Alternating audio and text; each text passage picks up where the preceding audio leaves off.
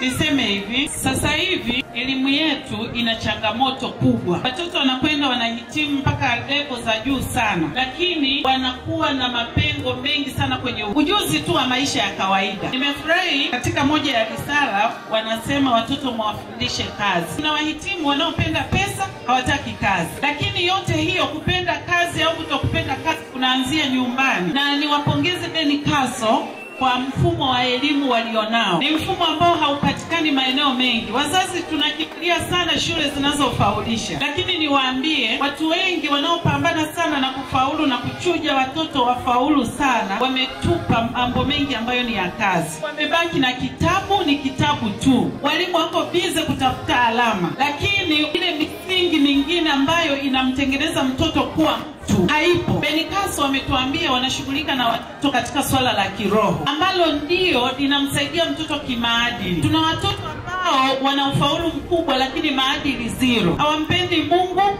hawapendi mambo ambayo ni ya uadilifu, ujanja mwingi na tabia mbovu. Wakati fulani tunasema tumekwama wapi? Tumekwama kwenye misingi pia ya kiroho, lakini tumekwama kwenye misingi ya kimwili. Watoto tumeona hapa wanasonga meza, wanasogeza wao wenyewe, wanafanya activities mbalimbali, vitu ambavyo tunaweza tukavikosa sana.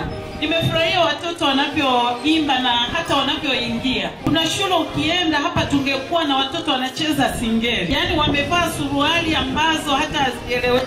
Lakini BENICASO, mimi nimefurahia watoto hata wanavyoingia. Ni training, manake wanawafundisha, lakini huenda wazazi tusingependa sana kuona watoto wetu wanafanya kazi. Hivi mtoto nimempeleka kusoma au kufanya kazi? Lakini hujui unamuua mtoto wako. Wako ofisini wanafanya kazi, hawapendi kazi. Ni watoro kwenye sehemu za kazi, wanafunzwa kazi, na wengine ndio hivyo wanafeli hata interview za kawaida tu. Tutafuteni shule, lakini sio kwa kuangalia tu shule inayofaulisha.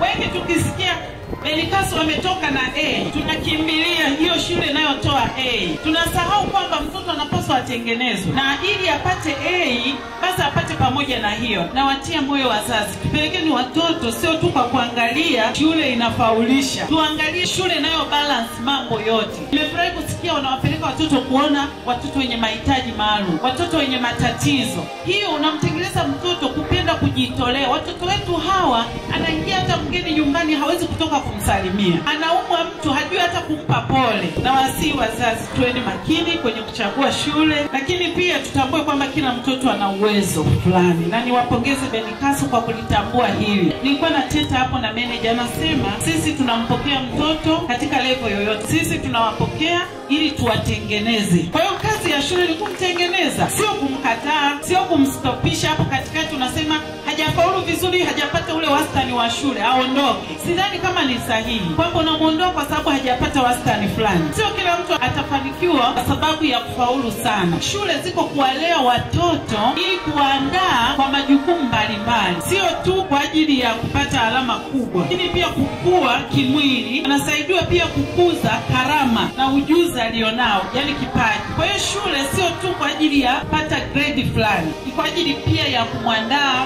aendelee kukua vizuri. Naomba kuwapongeza wazazi tuliojitolea siku ile tukachangia huu ukuta. Leo tuko ndani ya fence, shule imependeza, imekuwa ya heshima kubwa, na shule sasa iko kwenye mazingira mazuri zaidi.